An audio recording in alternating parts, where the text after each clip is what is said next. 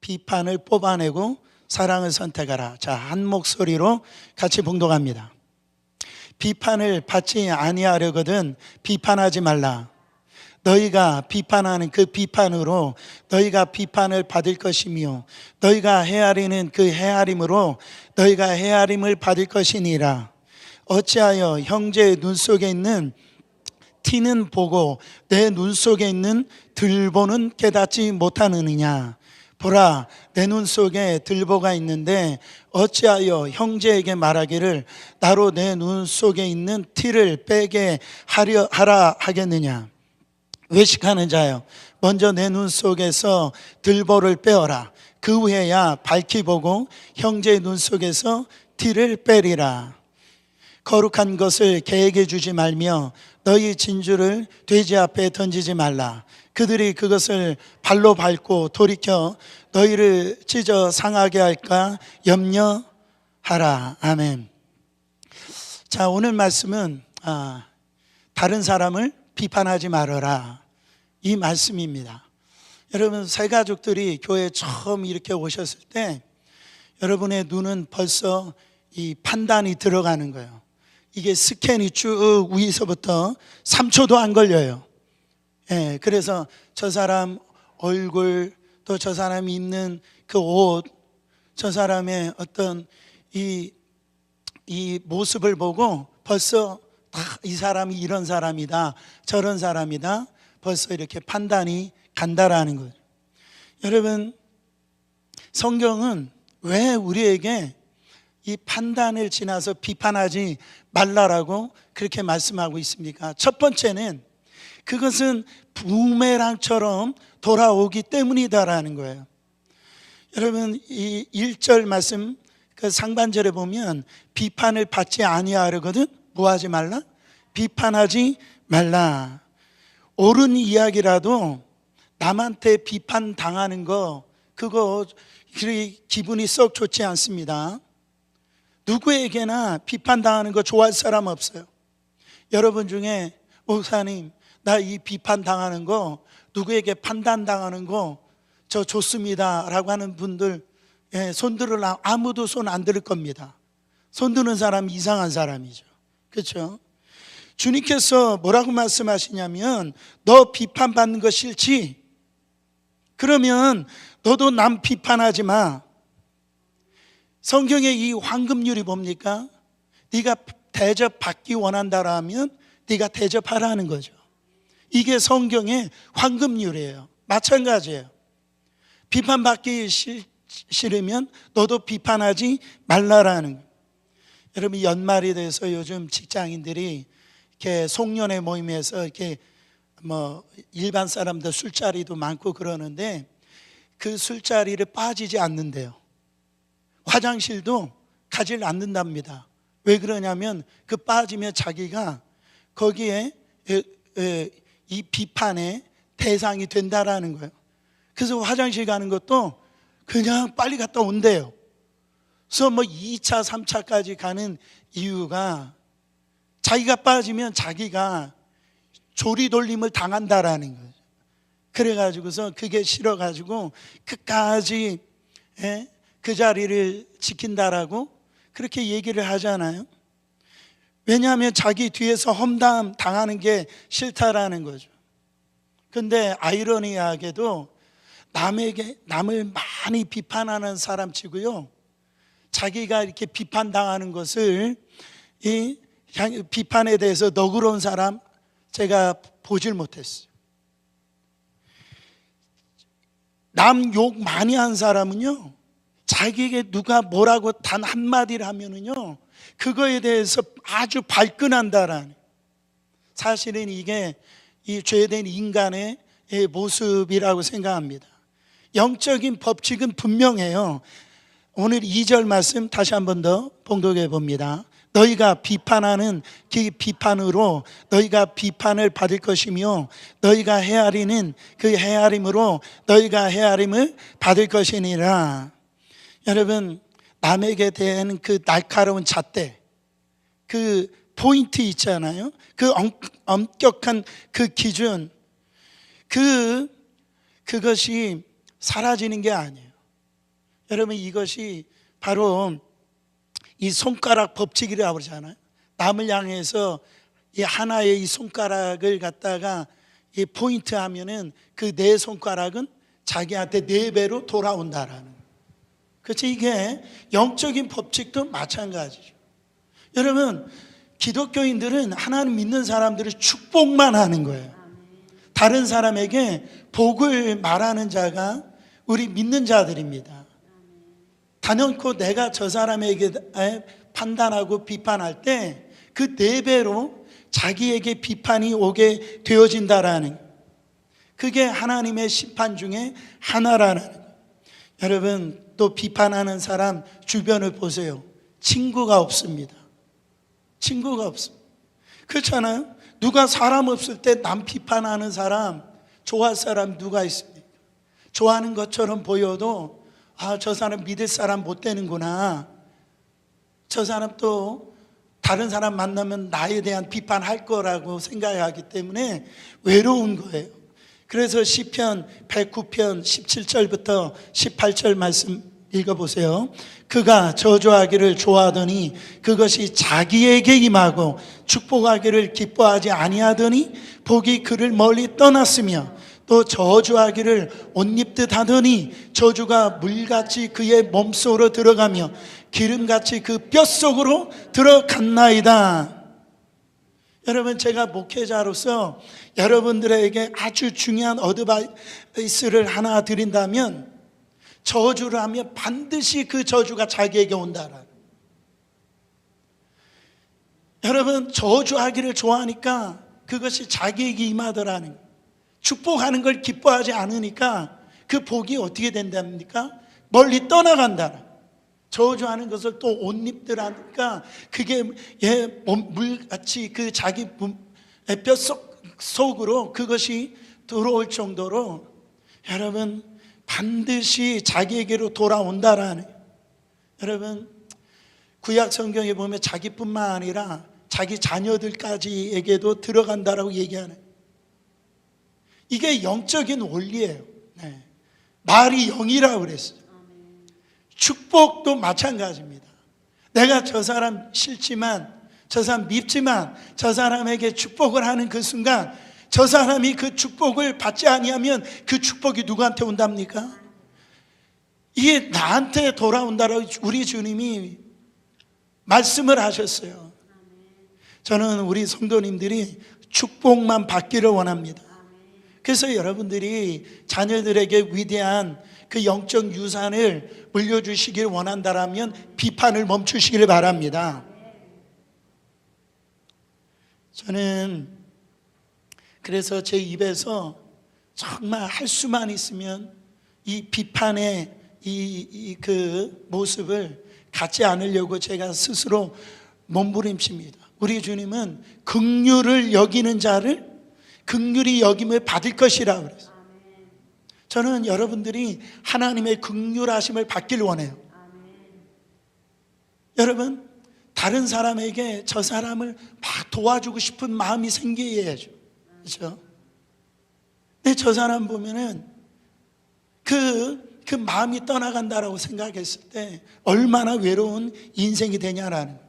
그러니까 이게 부메랑처럼 되돌아온다라는 거예요. 두 번째로는 뭡니까? 인간이 모든 죄인이고 불완전하기 때문에 그래요. 여러분, 남을 비판한다는 말이 영어로 저지한다라고 이야기하잖아요. 판단한다는 뜻이잖아요. 이 말은 뭡니까? 자기가 재판장이다라고 생각하는 거죠. 여러분, 우리의 판단은 100% 옳지 않아요. 왜? 우리의 판단과 우리의 생각은 우리의 죄를 범하고 난 이후에 오염이 되어 있기 때문에 그래요.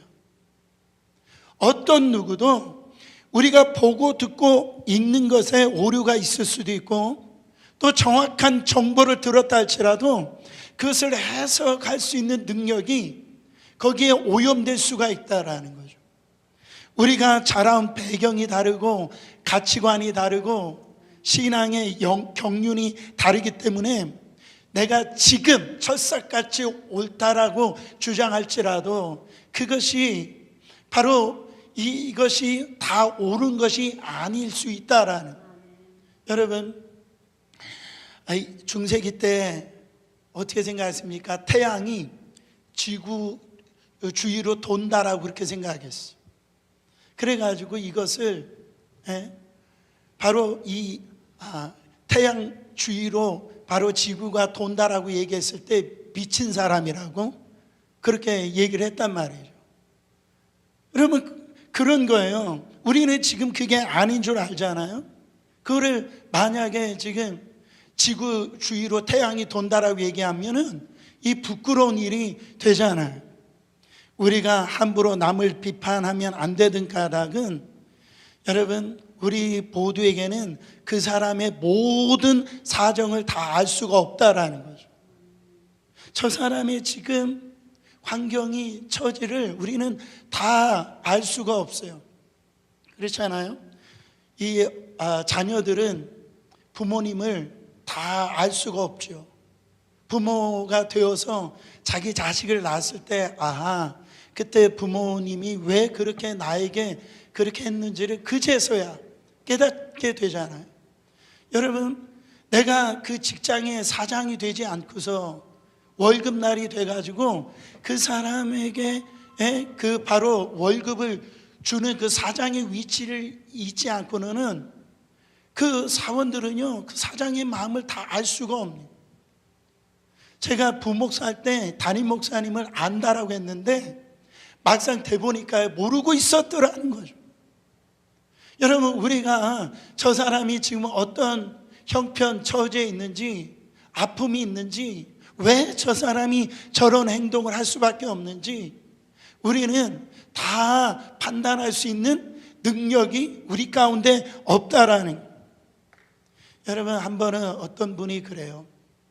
목사님, 저 이혼한 경력이 있는 저분을 장로로 권사님으로 세우는 것이 합당한 것입니까? 이렇게 얘기하더라고요.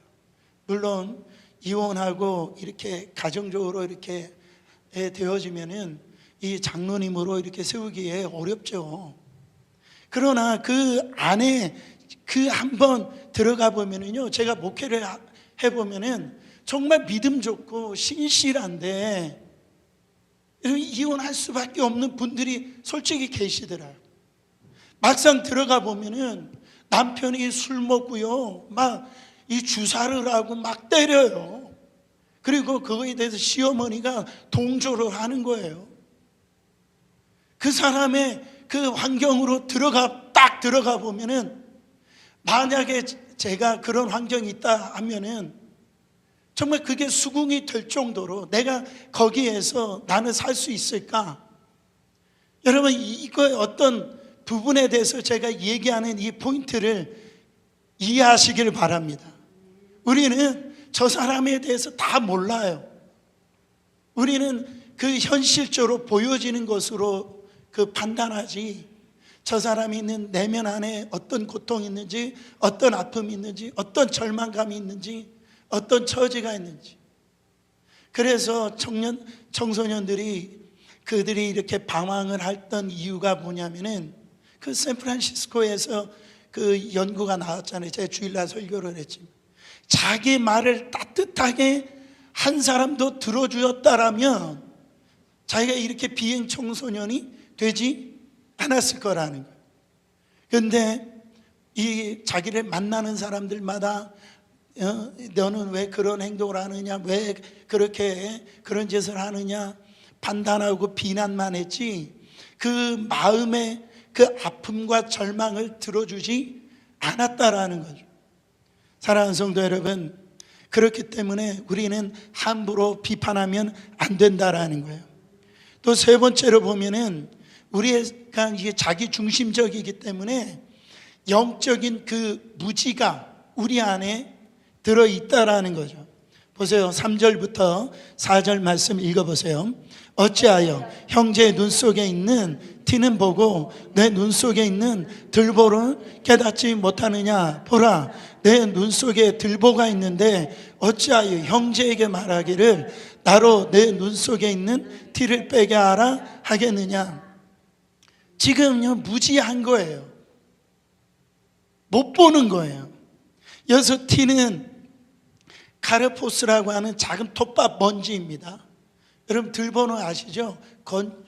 건물을 세웠을 때 이 큰 그 기둥 대들보라고 그렇게 얘기를 합니다. 이 사이즈 자체가 비교가 안 되는 거죠. 이건 비교 불가한 거예요. 그 말은 뭡니까? 한번 생각을 해보세요. 어떤 사람이 눈이 있는데 거기에 대들보가 여기 들어가 있다고 생각해 보세요. 뭐 옆으로 들어가 있다고 생각해 보세요. 그때 눈에 작은 먼지 이렇게 들어간 사람한테 이렇게 얘기합니다. 김 집사 가만히 있어봐. 네 눈 속에 티가 있어. 내가 빼줄게 하면서 그 눈을 돌렸다라고 생각해 보세요. 그 기둥에 다 사람들이 맞아가지고요 상처를 받는 거예요. 내가 사랑하니까 얘기해 주는 거야. 그 기둥이 찌르는 거예요. 여러분 정말 이게 얼마나 우스꽝스러운 코미디 같은 현실이냐라는 거죠. 근데 예수님이 이게 바로 저와 여러분의 모습이라고 지금 말씀하고 있네요. 남의 집 문제 함부로 얘기하지 마세요. 여러분 남의 집에 있는 아이 얘기 함부로 하는 게 아니죠. 왜? 그 아이 우리 아이가 될 수 있다니까요. 다른 교회 비판 함부로 하면 안 됩니다.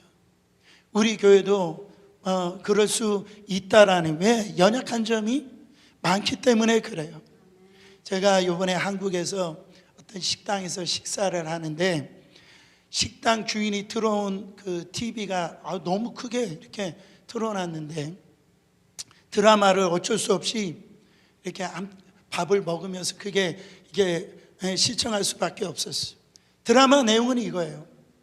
아버지가 어떤 병원에 아주 그 중요한 위치에 있는 외과 과장인가 그렇게 되어졌는데 그 아들이 거기 인턴으로 이렇게 들어왔나 봐요. 근데 인턴 생활 굉장히 힘들잖아요. 그러니까 옷이 이렇게 삐뚤어지고 막 그렇게 돼 있으니까 아버지가 그 자기 아들을 이렇게 불러서 얘기하는 거예요. 야, 아무리 의사가 바빠도 의사는 사회 지도층이기 때문에 자기 관리를 철저히 해야 된다.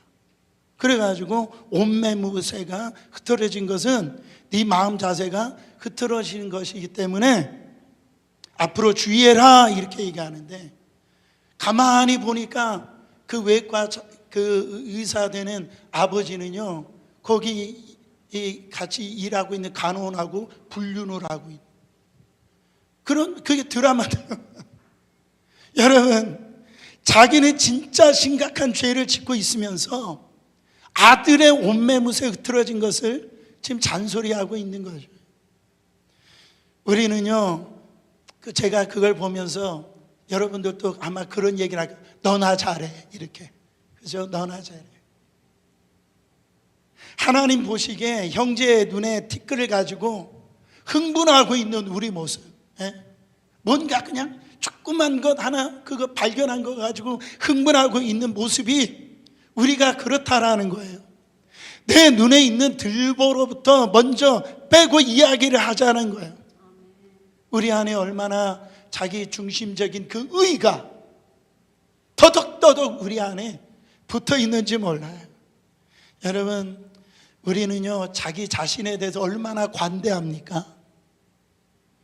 남에 대해서 엄청나게 엄격한데 자기 자신에게는 굉장히 관대해요. 이거를 내로남불이라고 하잖아요. 내가 하면 로맨스고 다른 사람이 하면 그게 불륜, 그런 거 있잖아요. 우리가요 다른 사람의 죄악에 대해서는 굉장히 가차가 없어요. 관대하질 못해요. 근데 나에게 대해서는요 엄격하지를 않아요.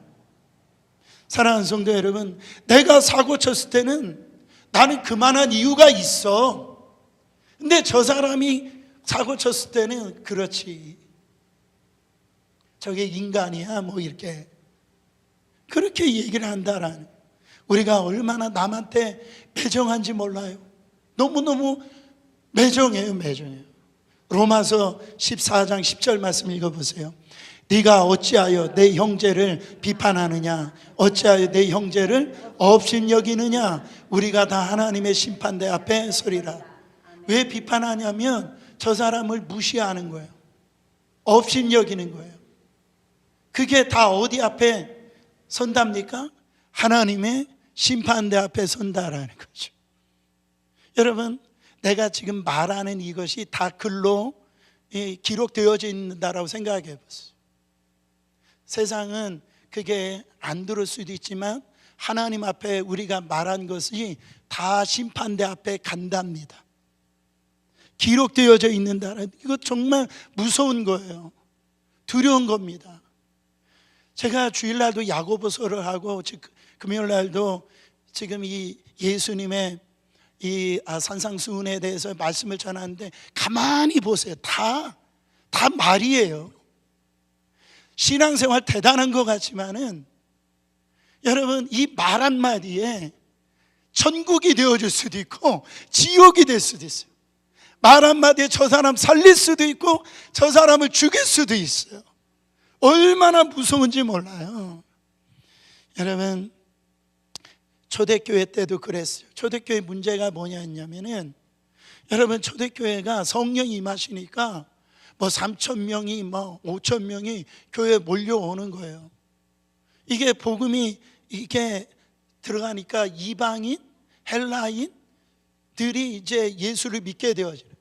그러니까 정통파 유대인하고 이방파 기독교인들, 그래서 이 두 부류가 한 교회를 다니니까 유대파 기독교인들은 절기를 지켜야 된다는, 유월절 지켜야 되고 뭐 7.7절 뭐 수장절을 지켜야 된다라고 얘기를 하는 거예요. 그거를 안 지키면은 막 정죄하고 판단하고 그러는 거예요. 근데 헬라파 이 기독교인들은 우리가 예수 안에서 모든 것이 지금 다 이제 율법이 완성되어졌는데 그 뭐 절기를 지킬 필요가 뭐가 있느냐. 그 두 가지 이 대립이 있었다라는 거죠. 그때 이 바울이나 이 베드로나 요한이 말하는 거예요. 비본질적인 문제를 가지고 목숨 걸지 말라라는, 그거 갖고 문제화시키지 말라라는 거예요. 그것을 문제화시킬 때 마귀가 역사하고 바로 교회 분열이 일어나고 교회가 깨진다라고 얘기하면서 사도 바울이 기가 막힌 말씀을 하십니다. 로마서 14장 5절 말씀이에요. 어떤 사람은 이 날을 저날보다 낮게 여기고 어떤 사람은 모든 날을 같게 여기나니 각각 자기 마음으로 확정할지니라. 이게 무슨 말입니까? 그 비본질적인 것은 자기 양심에 따라, 신앙 양심에 따라 자기 소신대로 결정을 하고 거기에 대해서 다른 사람이 왈가불가 그렇게 하지 말라라고 지금 말씀하는 겁니다. 여러분, 교회가 타협하지 말아야 될 게 있어요. 그게 뭐냐면 복음입니다. 예수 그리스도의 십자가의 죽으심과 그 부활하심과 바로 예수 그리스도께서 승천하심과 다시 오심, 삼위일체의 하나님, 이거는요 타협할 수가 없는 거예요. 오직 예수만이 길이요 진리요 생명이십니다. 이거는 타협 불가한 거예요. 근데 여러분, 비본질적인 문제가 있다라는 거죠. 예를 들어서 그래요. 우리가 뭐 아시는 것처럼 바로 지금 우리 교회가 뭐 드럼도 치고 뭐 일렉 기타도 치고 뭐 키보드도 치잖아요. 근데 어느 교회는 그거는 세상 거야. 뭐 이 피아노하고 바이올린이나 이런 오케스트라만 해야 돼. 저는 성경에 오케스트라만 찬양하라는 소리 못 들어봤어요. 그걸 가지고 분쟁 일으키지 말라라, 싸우지 말라라는 거예요. 우리는 신앙의 배경이 다 다릅니다. 이렇게 오순절 그 은사주의적인 교회에서 신앙생활한 사람이 있고 정통 보수 어떻게 보면 장로계에서 신앙생활한 분들이 있어요. 근데 은사주의에 있는 분들은 방언을 못하며 구원을 못 받는다, 이렇게 얘기하는 분도 있어요. 여러분, 그렇지 않아요? 방언은 은사 중에 한 가지예요. 그걸 가지고 은사가 너무너무 좋잖아요. 그거를 가지고 신앙의 유익으로 삼고 은사를 주신 건 뭡니까? 교회를 유익하게 하고 다른 사람에게 덕을 세우라고 이 은사를 주신 거라고. 방언 못 받았다고 내가 진짜 기독교인 아니야 이렇게 얘기하면 안 된다라는 거죠. 어떤 교회는 이런 게 있어요. 교회를 건축하고 교회 바닥을 갖다가 예수님의 보혈의 상징인 이것처럼 빨간 카페트를 깔아야 된다. 어떤 한 부류는 푸른 초장, 예수님은 우리의 실만한 물가로 인도하고 푸른 초장 인도하시니 푸른색으로 깔아. 진짜 있었던 얘기예요. 그거 가지고 교회에서 싸워가지고요. 여러분, 그거는 비본질적인 거라는 거죠. 저는 어떤 색깔로 깔든지 전 상관이 없다고 생각합니다. 여러분, 거기에 왜 목숨을 거냐라는 거예요. 왜 그거 가지고 비판하고 서로 대립하고 싸우냐라는 거죠. 다름을 인정하시기를 축원합니다. 그래서 5절에 뭐라고 말씀하시냐면 외식하는 자여 먼저 내 눈 속에서 들보를 빼어라. 그 후에야 밝히 보고 형제의 눈 속에서 들을 빼라. 이거는 뭐냐면 외식하는 자예요. 이거는 위선하는 자예요. 연기하는 자예요. 네가 이게 옳은 것처럼 그렇게 거룩한 것처럼 신앙 대단한 것처럼 그게 연기하는 자예요. 이렇게 얘기를 하는 거예요. 그렇게 믿음 좋은 척하지만 속은 판단과 이 정죄로 썩어 문드러진 이 세대의 우리 신앙인들을 향한 책망이라고 생각합니다. 이 말은 내로남불하는 자여. 여러분, 이거 내 눈 속에 있는 들보를 먼저 빼라는 거예요. 이걸 가볍게 들으시면 안 됩니다. 이 말은 뭐예요? 너가 먼저, 회개가 먼저라는 거예요. 다른 사람 얘기할 게 아니라, 다른 사람 고치려 할 것이 아니라 바로 너가 변화되지 않는, 남편을 뜯어 고치려고 하는 것이 먼저 아니라 네 자신이 지금 남편이 볼 때 어떤 모습으로 하고 있냐라는 거죠. 회개가 먼저입니다. 내 죄를 철저히 회개할 때 십자가 보혈의 피가 나의 심령을 완전히 씻어내는 경험을 할 때 우리가 비로소 영적인 눈이 열리는 거예요. 먼저 내 눈에 들보를 빼야 됩니다. 하나님, 저 인간이 문제입니다. 저 집사가 문제입니다. 저 목사님이 저렇습니다. 아닙니다. 내가 문제였습니다. 내 교만이 문제였고 내 혈기가 문제였습니다. 가슴 치며 통곡하는 그게 있어야 돼요. 내 눈에 들보를 뽑아내서 주님의 십자가 앞에 던져버려야 돼요. 사랑하는 성도 여러분, 이 처절한 몸부림이 오늘 이 예배 가운데 있어야 될 줄 믿습니다. 내 눈에 들보 다 있지 않아요? 정말 그렇지 않습니까? 그 들보 빼는 모습을 내 옆에 있는 남편이 보고 그 집사님이 보고, 와, 저 사람이 나보다 더 훌륭한데 그걸 놓고 회개하는 그 모습을 보고 그 옆 사람이 그 모습을 보고 회개하는 거예요. 눈에서 그 사람의, 여러분, 은혜가 임하는 거예요. 그 자기 눈에 그때 이 티끌이 또 뽑아 나가는 겁니다. 이 회개가 이렇게 아름다운 거예요. 저는요, 항상 목사로서 교인들에게 이렇게 사십시오 이렇게 설교하는데요, 이 말이 얼마나 부담되는지 몰라요. 왜? 그것을 먼저 저에게 적용해야 되거든. 그렇지 않아요? 바로 내가 누구에게 그런 얘기를 할 때 그렇게 얘기하는 내가 먼저 그 말씀에 적용이 돼야죠. 적용이 되어져야죠. 그럴 때 나는 정말 부모로서 내 아이한테 이런 얘기할 자격이 있는가? 그 말씀에 나를 먼저 적용을 시킬 때 여러분, 기가 막힌 놀라운 변화가 일어난다라는 거죠. 사랑하는 성도 여러분, 오늘 주님은 이 불의에 대해서 방관하거나 그런 말씀하시는 게 아니에요. 우리 신앙생활 할 때 정말 하나님이 우리 가운데 주신 이 교회를 우리는 너무너무 소중하게 우리 주님의 마음처럼 생각이 될 줄 믿습니다. 이 거룩한 공동체를 깨면 안 돼요. 다 연약합니다. 부족한 게 있어요. 여러분의 과거의 삶이 얼마나 대단한지 모르지만 우리는 저 사람 판단하고 평가할 그 자격이 없어요. 오늘 주님이 말씀하십니다. 그 심판대에서 내려오라고. 너는 심판대에서 내려오라는. 오늘 우리 안에 정말로 네가 얼마나 교만한 줄 알지?